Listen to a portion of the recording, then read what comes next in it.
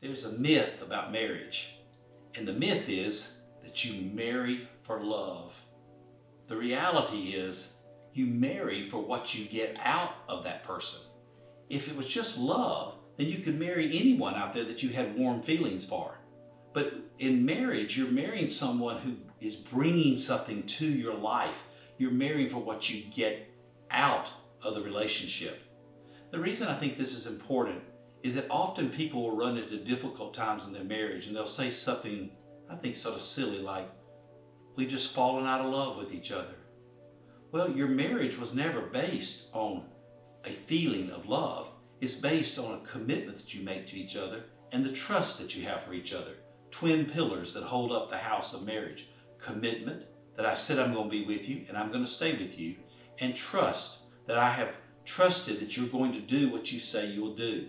So when you get to that place where you say, I no longer feel like I'm in love, therefore I must not need to be staying married, I challenge you to do some of the mechanical things that reestablish that you're giving something back to your spouse or that you're gaining something for your spouse. Have the conversation with them and say, my love bank is empty.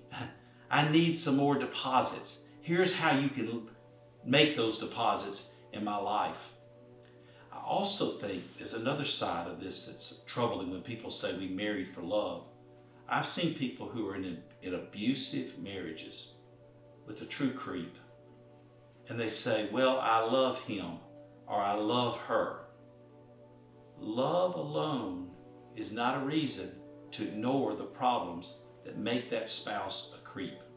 You married for what you'll get.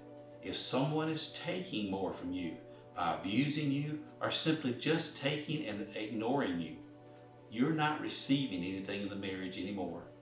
Don't excuse it by saying, well, I love him or I love her.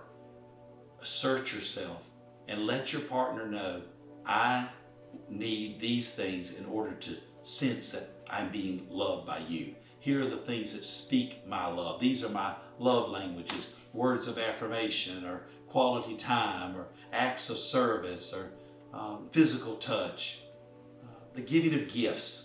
Whatever language speaks to you, make sure your spouse knows.